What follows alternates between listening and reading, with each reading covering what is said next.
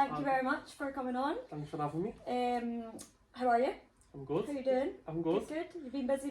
Very busy. Yeah. Too busy, yeah. So I watched your vlog last night and seen that you've been up to all sorts, which is all good and fun. But going back to Big Brother, so obviously you were on Big Brother last year. And what would you say, first of all, what was your overall experience like? How would you sum it up in a few words? Like, in a few words. if you could. It's hard in a few words. It was probably one of the best experiences in my life. Okay. Like, definitely. I think it's hard to say it wasn't. In the house, I had the most amazing time. Like, I cannot fault any of my time in the house, apart from, like, little stupid iffy bits, you know, stupid arguments or little things that Big Brother would do to wind people up, you know. But other than that, like that, I've got friends for life, like literal friends for life. I message people daily, like actually genuinely missing people who I didn't know, you know, a few months ago, and like now, like we're like family, you know what I mean? It's amazing. But in the house it was amazing. Obviously what it came out to was a bit of a different story for a few weeks, but yeah, no, I totally appreciate what you're saying in regards to like the people you meet in there. I had well, not quite Big Brother, but I had a situation where I was living with people for 4 months. This was like a few years ago. I was getting sober, so I lived in like a wee centre thing for a few months, and it is crazy the bond that you get with people when you're with them. Like, and I didn't know these people either, but when you're with them 24/7, like, and you do everything together pretty much, even sleep in the same rooms, you know, it's crazy how close you get and how much of a bond that you form. Even in the house, we were saying, like, you know, when you watch Love Island and things like that, and you're like, how would they tell each other they love each other after like 2 weeks, you know, 3 weeks? But like, it's weird because like I was telling like my best friends in there to love them, you know what I mean? Like, because like they genuinely did feel like they became my best friends. You're literally spending 24 hours a day, and people don't realise that. Like, when they're watching and looking in, you see what the 5 minutes, that's the most entertaining part of the day, and that's it, of one person, if that. But they don't see all the rest of the hours where you sat there having the deep chats. Like, I'm one of them people. I literally sit, like, I go on a night out and I'll sit next to a person who I've never ever met in my life, and I get into the deepest of talks ever. Like, I get deep quick, do you know what I mean? And I like to just like know the ins and outs of people's lives and things like that. So that's what it was like, but very, very quick. But after a week, you know everything about each other. So like, you start messing around with each other, like telling each other jokes, having laughs, and you know, it's just crazy because your normal friends, what you see them like 2 hours, maybe a night, or every other night, or every weekend. But in there, it's completely different. It's mad. It's like a bit of a different bond, I'm assuming, than that you have with these people now. Yeah. Than what you have with your mates. Yeah. Well, I've got 2 sets of friends, I think. So I've got me friends who, you know, I've known around here, and I've got my friends from Big Brother, and I class them both at like equal level as best friends. Do you know what I mean? Like, it's mad. I mean, me and I sit and watch it with my husband. So me and him always say, like, we would rather be voted off by the public than by someone in the house. Like, not so much on Big Brother, I guess it's a bit different, but in Love Island, for example, obviously you're voted off sometimes by either or. And I'm always like, I feel like it would hurt much less to be voted off by the public, because in the end of the day, they don't really know fuck all about you. Like, they don't. They see like 45 minutes, if you count in the adverts and everything, of your 24-hour day. And not even that, because you're only one person in there. So I'm aware that you wanted to go on to Big Brother and kind of talk a bit about mental health, and that's like a big topic on my podcast. I talk a lot about sort of mental health, different aspects of it. I've never had a guy on speak about it before, but I think it's like so important. Like, I'm one of 6, and it's all boy. Like, I've got 5 brothers, and then I'm like a girl. So and my brothers have had their ups and downs. In fact, I speak to them all the time about their mental health, but obviously they have ups and downs and stuff. And I think what I take from it is like, it's really hard to break that barrier for a guy to actually be like, I'm not fine, I need help, or even just for a guy to be like, I'm actually feeling a bit down, I'm actually struggling a bit. I don't think it's as easy. Like, I feel like for us, obviously it's still hard, it's always going to be hard to be like, I need help, but there's less judgment, I feel, when it's a woman. There's more of a stigma when it comes to men. Exactly, like you need to be strong, you need to be tough, and I hate it personally, to be honest. I do, and that's why I stand up for it so much. I'll be honest, I stand up for mental health as a whole, not just men's mental health, but I know men's mental health is probably the biggest issue at the minute. And obviously I'm a man myself, so I can relate to a man more than a woman. In the past, I have, and she wouldn't mind me saying this as well, I did go and pick a girl up who was a friend at the time, about 4 years ago. She called me when I was in the gym, and when I was PTing in the gym, and I was working. She said, "What are you doing?" And I said, "You know, working, just training people." And she said, I'm on the bridge where such and such committed suicide, which was her best friend who committed suicide. I'm thinking about doing it." And I said, "Right, okay, please just like sit down." Obviously I left work, I raced to go and get it, and this wasn't even like a very, very close friend, but I think because I, on TikTok and Instagram and things like that, did speak about mental health so much, she just found that safe space to kind of, you know, message and just reach out to someone before she felt like she was going to do it. And I'm not trying to say I'm a hero, because I'm far from it, do you know what I mean? I'm one of the biggest dickheads ever, but I also do stand up for mental health. I went and picked her up, I sat her down in the car, and she was sobbing, crying her eyes up. So it's, again, like, I don't like to say I saved her, because she reached out for the help in the first place. It could have been anyone who went to pick her up, do you know what I mean? I just was the person she came to, so I went and picked her up and helped her in that moment. So, as I say, it's not just men, it is women's mental health, it's everyone's mental health, and from any gender who want to stand up for. But I have had a lot of friends, I've had 5 people close to me commit suicide. 2 of my close friends have attempted suicide. And obviously my mental health deteriorated quite a lot when my nan passed away. So yeah, like, I've had a lot of experience, first hand and second hand, you know, with a lot of people around me. But I think I'm quite lucky with the family I've got. So with my mum had me at 18 years old, so, you know, she was young. She, like, my mum always says we grew up together. Yeah. Like, she was like a big sister. sister. My mum's the same. She was 19 when she had me. Yeah, well, there you go, exactly, yeah. So it's exactly the same thing. It's like you are growing up together, because I'm 24, I couldn't even imagine having a kid now, you know what I mean? Like, don't get me wrong, I'd make it work because I'm 24, do you know what I mean? But I mean, I couldn't imagine it, like... Yeah. Especially at 19. Yeah, like, 18, 19 years old. It's crazy. I mean, I'm ready now, but I'm 30. Yeah, exactly. Year, so. Yeah, exactly, that's what I mean.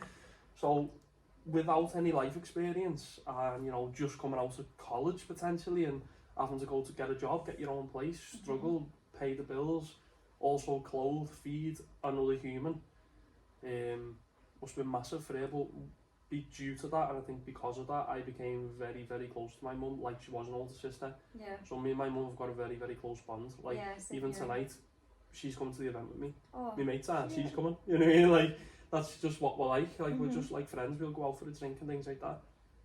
She could laugh. Yeah, she's my mum, yeah. I can imagine. Like, very, very similar to me. But she, I think because of that, she created that safe space for me to be able to open up. And, you know, obviously, I won't get too much into, you know, my mum and my dad's past. It's their business, do you know what I mean? But that affected me a lot when I was younger. But obviously, I've got a stepdad who I've had since I was 8 or 9, and I'm very close to him. I class him as like an older brother, do you know what I mean? Like, I class him as like a blood relative, even though he's not, because he's been there for me. So's my dad, don't get me wrong, so's my dad, but like, I mean, I've had these people in my life, I've had like 2 father figures, you know what I mean? Like, and which was great, which he also came into my life and allowed me to open up, and he created a safe space for me to be able to open up about my feelings, because he witnessed me when I was younger react like trauma responses, if that makes any sense. Without going too deep into it, he's seen like trauma responses as a young kid, me just reacting to something to save myself, if that makes any sense. So he realised that, you know, I needed that, I think, and he realised that I needed to be allowed that safe space to open up and allow me to get my feelings across. And my mum did make sure I'd done that my whole life, and she also even said, like, when it came down to drugs, drink, you know, all the things when you're young in school which could come up, which luckily for me I've always fought, and if my coaches ever found out, they would have battered me, so like I never ever like did go down any of that route. Okay. I only started drinking when I was 22. Oh, amazing. Wish I could say the same. I know, yeah. Well, I had like the odd sip, do you know what I mean? But I mean, like, I never ever drunk, ever. I was very obsessive, but that's another thing. I got very obsessive with like nutrition, but that's another story. So, yeah, I think that it's just down to that. I was allowed that safe space, so I found it strange when my friends were trying to commit suicide, and I've witnessed people commit suicide, and they never came to me, or they never came to my group of friends. And one of my very, very best mates tried to jump off a building a good few times, and got saved, and now he had a problem with weed, basically, for a good few years after that. He couldn't stop, he couldn't get a job, he couldn't, you know, nothing. I was going around to see him all the time, stuck by him, do you know what I mean? Because I knew he was a good person, he's a nice person, he's not a degenerate, he's just stuck in a rut. And he stopped it, and he started coming to the gym with me, started boxing with me. He's now got a full-time job, getting paid all kinds, he's the happiest he's ever been, and now he struggles to remember that time that he was in. He struggles to, like, imagine himself back in that position. He can't believe that he was going to do that and end it. But I think because of that, due to that, my friendship group is so close-knit, and if we ever do have any issues, we will go to each other. Oh, that's amazing, because I was going to ask you, I've written it down, that I was going to ask you like what it's like with your friends. So if you struggle, because I don't really know what it's like to be part of like a group of guys that are pals. I think maybe some groups totally are fine chatting about it, some groups probably don't talk about it at all. Is probably the situation. But you know, I do think sometimes you just need someone like yourself, that safe space. I'm glad that you had, or like for you, for example, your stepdad as well, like I'm glad that you had that, which then allowed people to come and speak to you. I was very lucky, put it that way, very, very lucky. Like, I count my blessings for the things and the people I've got around me, do you know what I mean? Because I've seen that around me. I've seen bad things happen to people who what shouldn't have happened or could have been avoided. You know, if they knew they had a safe space within other people, or issues could have been resolved quite easily. Because sometimes all it takes is talking. Talking. Because I mean, I've had my own stuff with mental health, and I think things changed when so I got put on, the UK's fucked up basically, but I got put on a waiting list for, they said, oh, you've got PTSD, anxiety and depression, and I had issues with alcohol for about 8 years by this point. So, but I'm like a few years sober now, it's all going good. But yeah, they put me on this list, waiting list for counselling, and then it's been maybe about 10 months, and then COVID hit, and maybe about 6 months into COVID, I phoned them and I was like, obviously I'm aware that everything's going on, blah blah blah.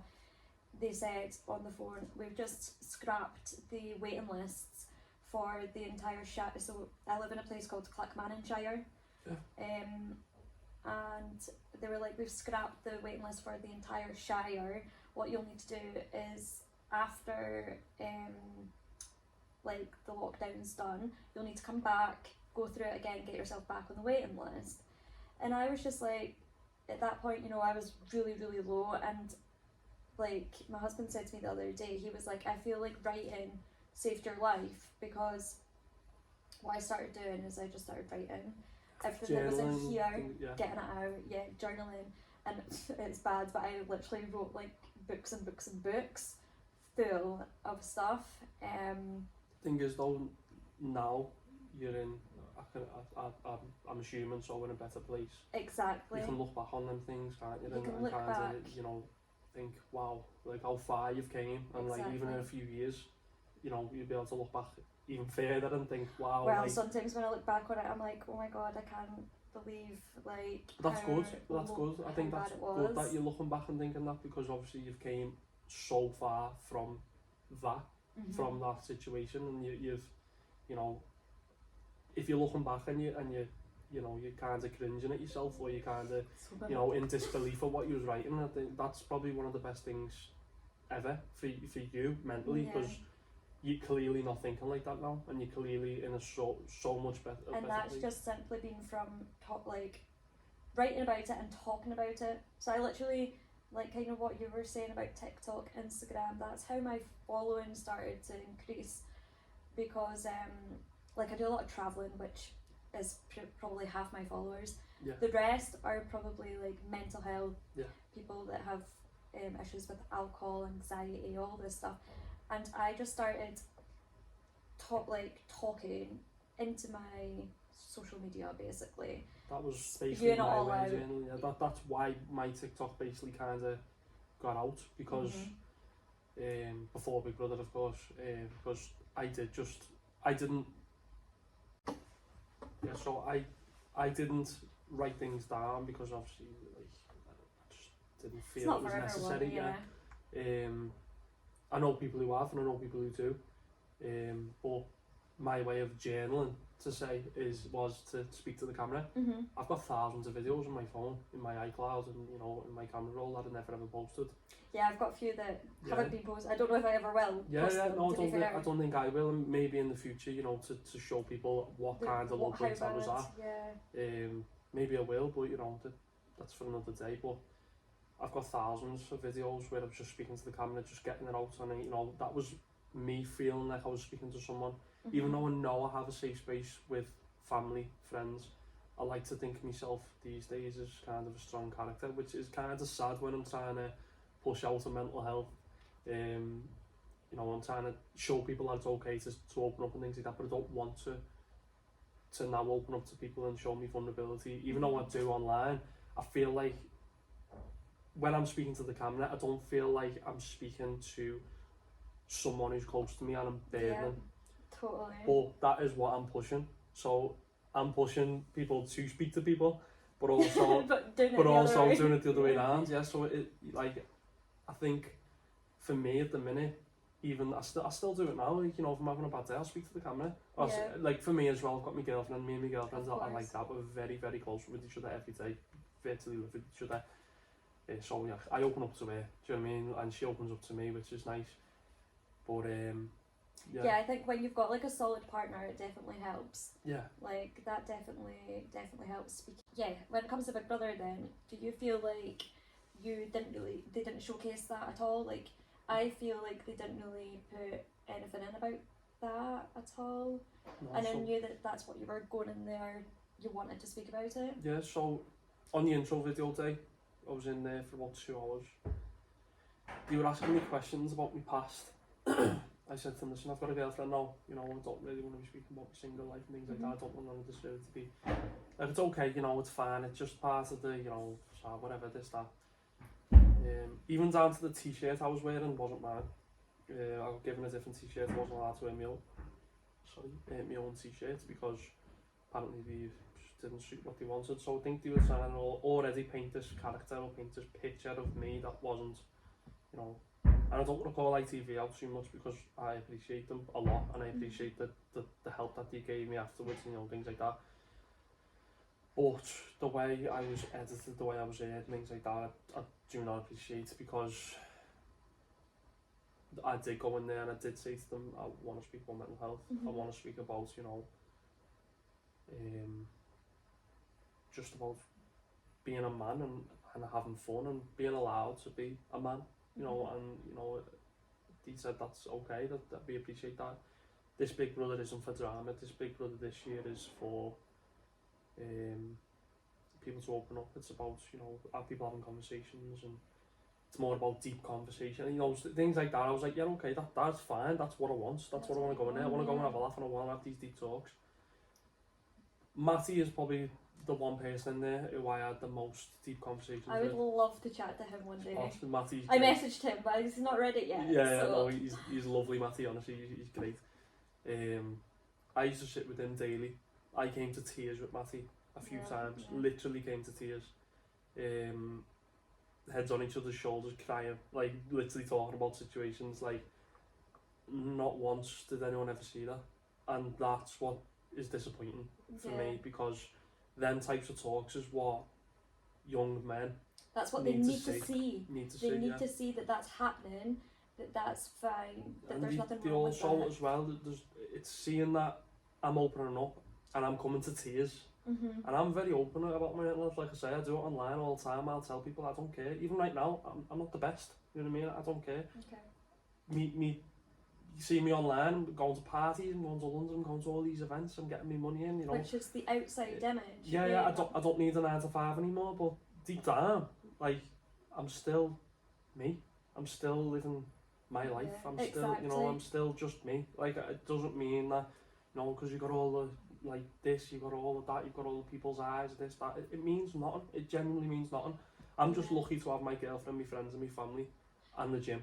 They're my main priorities. That keeps you stable. That's what keeps me grounded. But I think that's why it was important, like so important to me personally, why I wanted people to come on that are a bit more in like the public eye and stuff, because I can't compare it. Obviously, for you it's like the entire nation, the whole UK.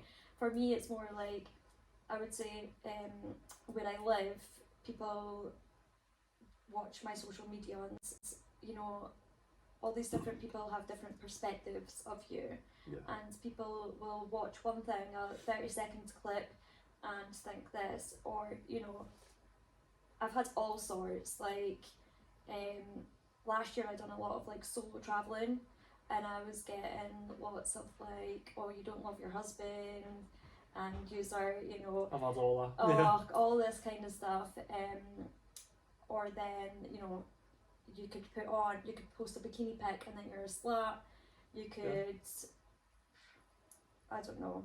So when I'm talking about my mental health and like my drinking and stuff, I think that people started to perceive me as like another character. Yes, exactly. Yeah, exactly. no, I know exactly what you mean, because clearly what of everything with Big Brother, but even like the videos sometimes that I used to post where I was trying to have a laugh, people will perceive it wrong or take it seriously. Take do you know it what I mean? serious.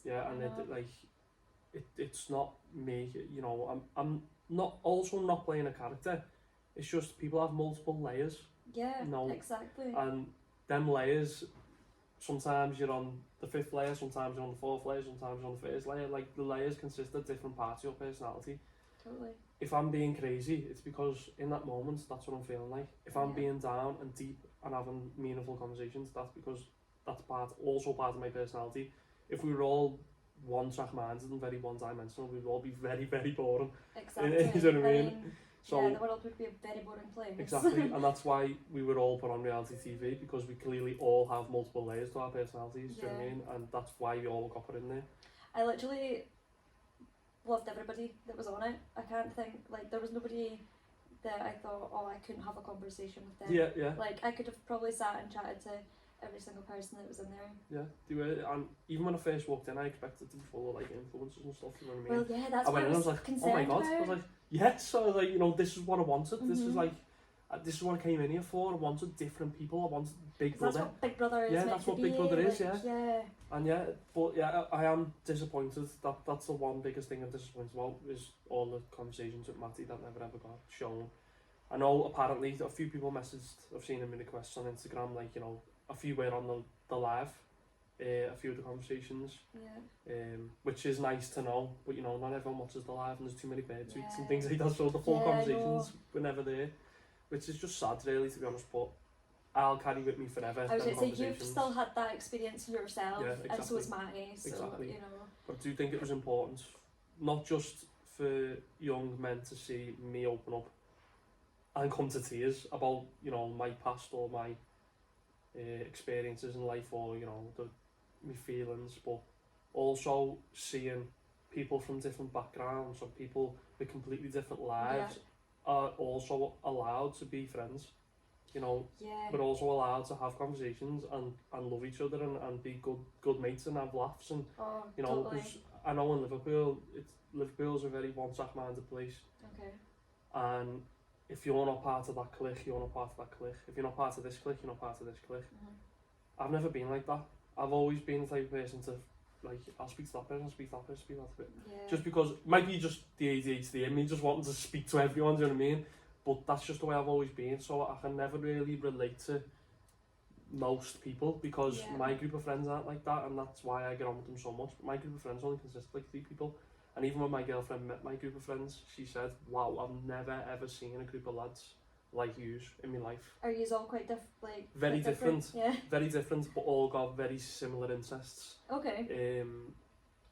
But also very different interests at the same. So we all love fitness, we all love the The gym. gym. We all will sit and have a laugh and, you know, watch videos and this and that and go out and get food together. But then one of my mates loves gaming. I couldn't think of nothing worse than sitting there gaming, because you know, I hate sitting in the house. I like being out and doing things and active, using my hands. Watching films. Yeah, it's not for me. But then on the other hand, my girlfriend's like that, so she grounds me a bit more and holds me in. Do you know what I mean? But that works. Exactly, opposite to that.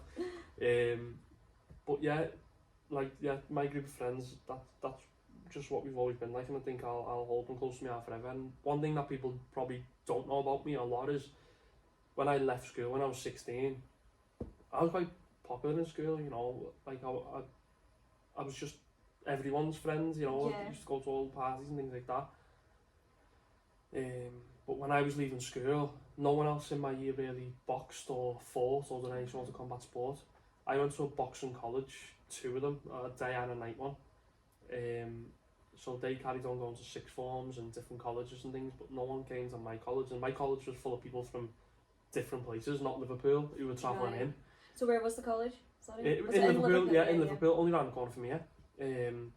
But they were travelling in from other places, so for 2-3 years straight, I had no mates. I had acquaintances that I seen in college and things, but I had no friends because I'd left them all, and they didn't really want to stay in touch anymore, because I wasn't about all the drinking, taking drugs and going out and partying and this and that. I wanted to focus on my training, which in the end became an unhealthy obsession, because I was training 5-6 times a day, nearly hospitalised myself. I was cutting weight to a weight that was clearly a weight that I shouldn't have been cutting to.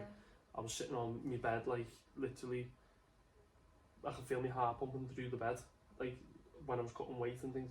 Just very, very unhealthily obsessed with a healthy activity, do you know what I mean? Like, well, it's the same with like the gym and stuff, people can become obsessed. Exactly. So I had to teach myself to be able to have a little bit of cake now and again, or have a Mackies, or, you know, totally. or like train a little bit less in a day, and you're allowed to go and do something else with your day. You don't just have to focus your whole day on this one training session. And then I met back up with my friends from school, 2 of them, which now are still very, very close friends.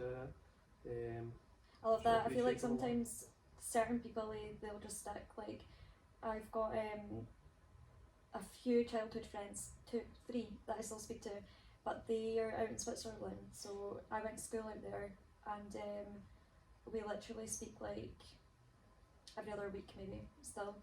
But you know, when I see them, it's like just seen them yesterday or something like that. Sometimes you just have those mates that will just stick about with you, like, throughout your entire life. Exactly. Which is brilliant to have.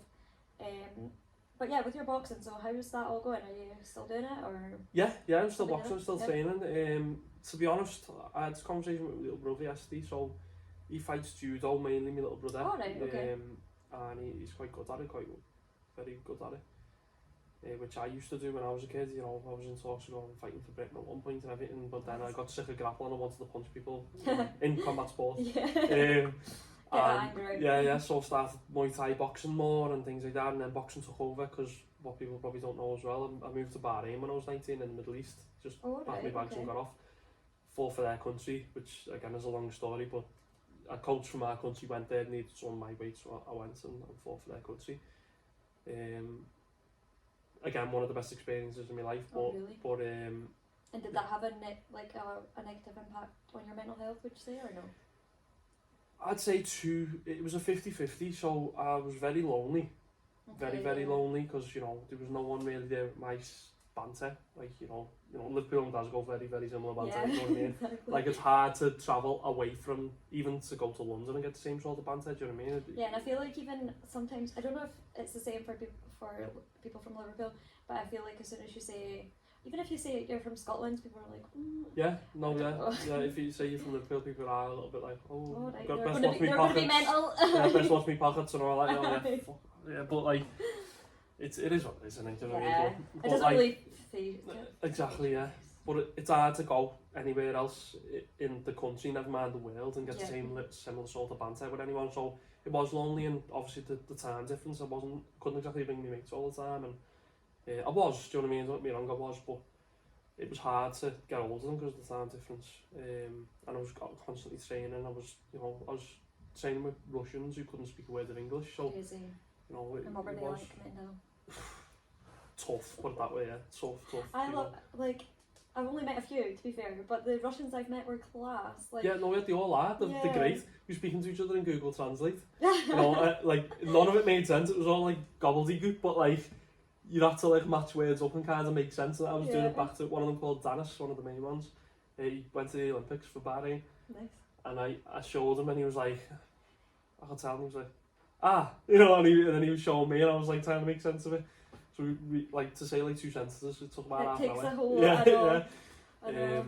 We had a few when me and my husband were on our honeymoon. We had Russians and they were in the hotel room like underneath us. So one day we were walking down and each hotel room had its own like terrace. Yeah. So we were walking down one day and they were like, come on, vodka. So at that point we both were still drinking. He's sober as well now.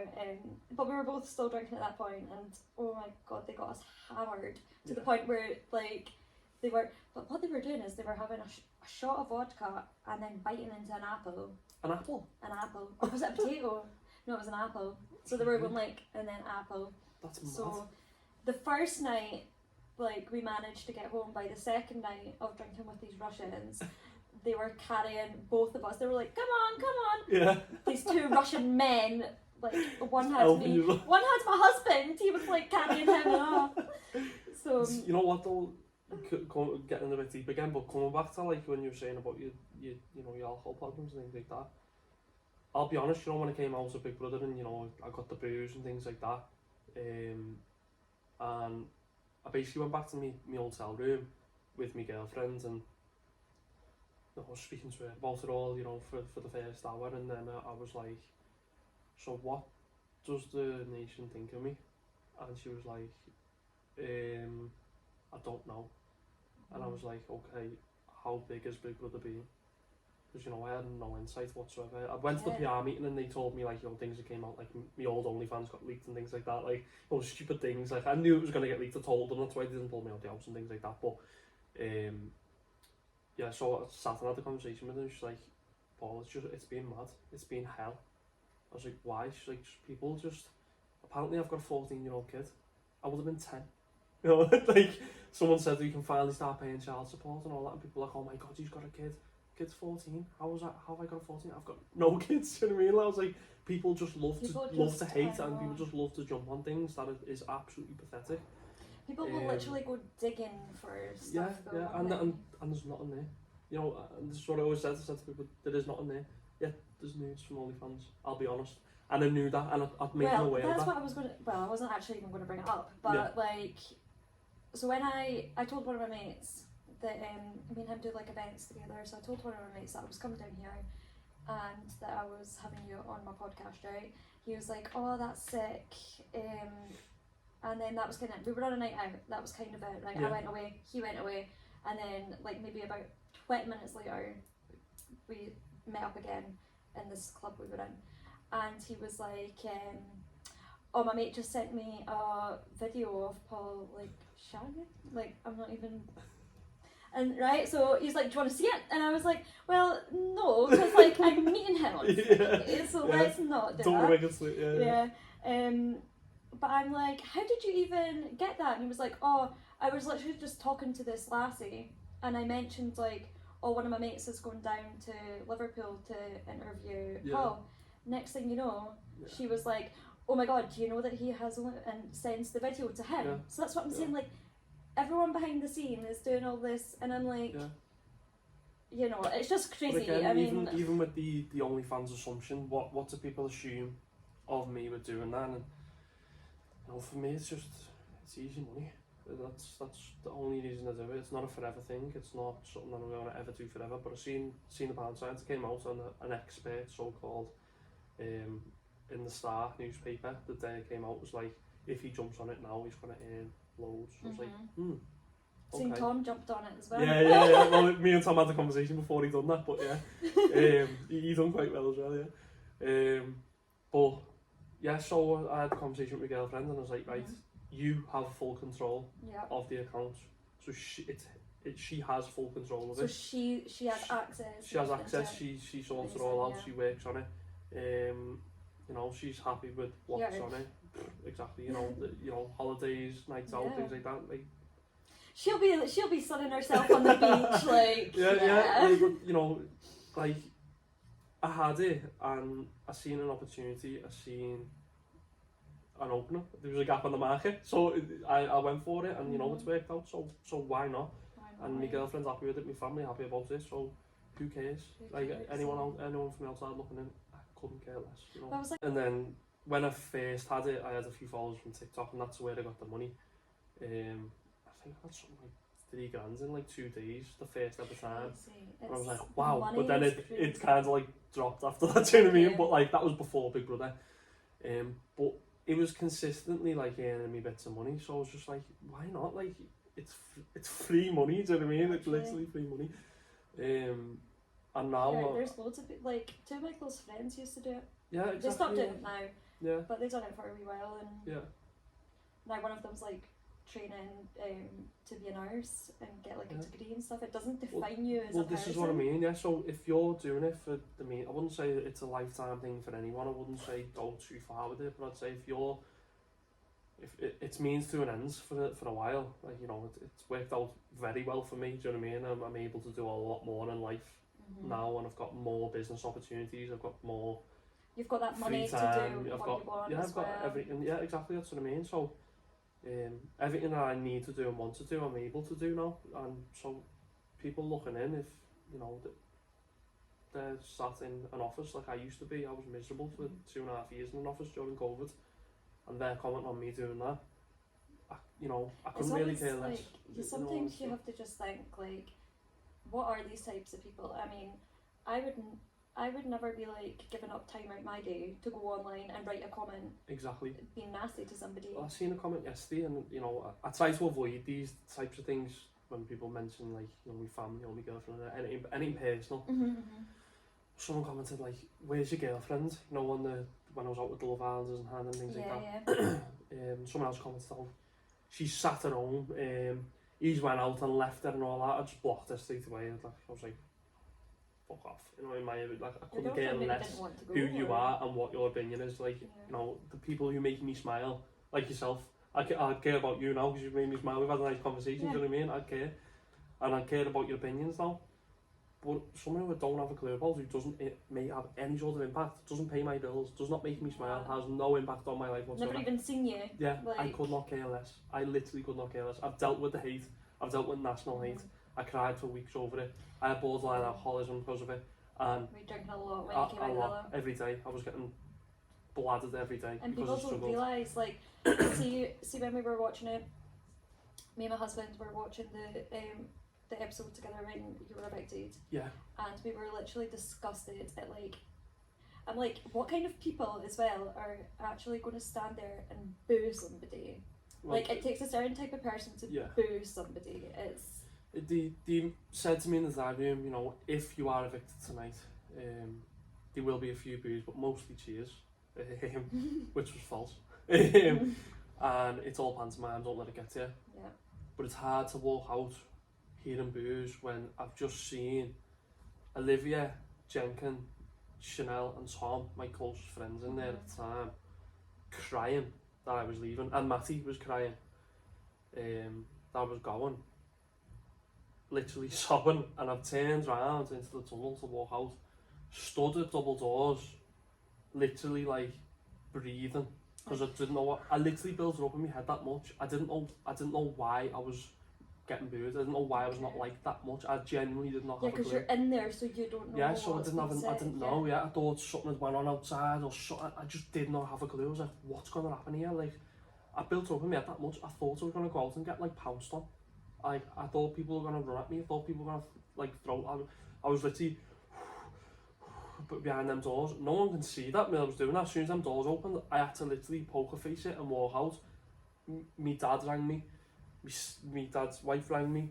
You know, I walked out to me mum, my stepdad and my girlfriend. I just like, everyone said it wasn't me. It was like just, I wasn't in my body. The people like, that knew I just you recognised that that just was not me. Yeah. I planned to go out there, take my top off and swing it above my head and throw it in the crowd. Like, I was going to be like, live it up, do you know what I mean? But Wow. that just wasn't the time to do that, do you know what I mean? Like, looking back, I probably, You probably should have, I I know. should have, yeah, been like, fuck you, but like, Yeah. at the time, I didn't know what was going on, I didn't know why I was getting there, I didn't know why that was all happening, so I was just like, what the fuck, and I literally thought at that moment I've ruined my life.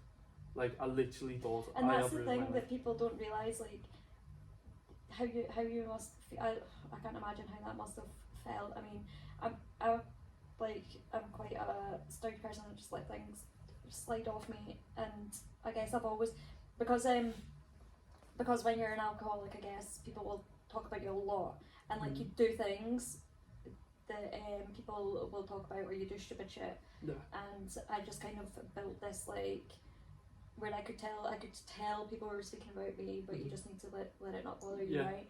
But I feel like that's quite easy to say when it's just not the whole nation. Well, yeah, that's the thing. So it's easy. Like, I go on nights out now, and I can tell when there's people looking over and saying things. I can tell. I know. I was on national telly. I'm not naive enough to know that people are not going to be speaking about me. I know they are. Like, and I don't care whether it's positive or negative. I don't really care. If they want to come over to me and say, "Oh my God, loved it on Big Brother," I appreciate it. Thank you. But if they're sitting there talking shit about me, unless they don't come up to me face and say, "No, I couldn't care less," do you know what I mean? Yeah. But as you say, walking out to hundreds of people, well, millions of people at home, but hundreds of people to my face, all putting middle fingers up at me, literally putting thumbs down at me, booing me.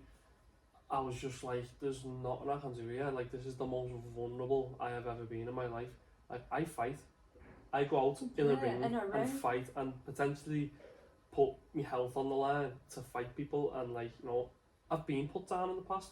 I've knocked other people out in the past. It's just part of fighting. It's part of growing up in the fight in combat sports. It's just what happens. And I've never felt as vulnerable as that in my life.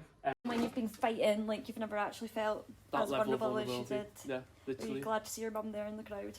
Yeah. Yeah. Well, she came up to me and, you know, she didn't realise that I had a microphone on. She, like, you know, I was fresh out the house. I still had the mic on. People could hear what I was saying on the telly. You know what I mean? And she was like, fucking ignore these, you know, excuse language, like, but yeah, that's what she was saying. And she was like, ignore them, Paul, they don't know who you are and this and that. And I was like, well, in my mind at that point, I didn't know what happened. And I was like, what have I been heard like? What's being shown? Straight away. And then security grabbed me by my wrists. But then the same people, one of the same lads who I seen, and I'll always remember this for the rest of my life, I seen him literally doing this, and as I walked past he went, yes, Paul. And I was like, and I had two security guards pulling me by my wrist. I was like, what the like, what's going on? Like, do people like me or not? Do you know what I mean? I was like, what is going on? But that's the thing, people don't even think that, like, Yeah. when they're going, bleh, they don't, I feel like half those people don't even have an issue with you. Well, like, but I think the saving grace for me is the fact that my girlfriend was there for me, my mum and my stepdad were there for me, and Dylan as well. yeah, I mean, you've got a very secure wee unit by the sounds of it. Yeah, I have, thankfully, very thankfully, yeah. Well, we'll need to wrap up soon, but it's been a pleasure speaking to you. One thing I wanted to say, actually, before you disappear, you're doing barbering. Yeah. So, what's that? Is that a family business? Yeah, or... so my mum's always barbered. Okay, cool. Obviously, so your mum does it. Yeah, I don't want to sound like big-headed, but like, you know, I've got a lot of free time on my hands at the minute. I'm going to events, I'm going to parties, and going to, you know, do different things, and venturing into different business things, which I can't really say too much about. Yeah, of course. Yeah. I'm speaking to boxing promoters. I'm speaking to even MMA places, things like that. Like I'm in a lot of talks. Will we see like Possibly, yeah. Well, yeah, you definitely see me fight at some but point. like Professionally, yeah.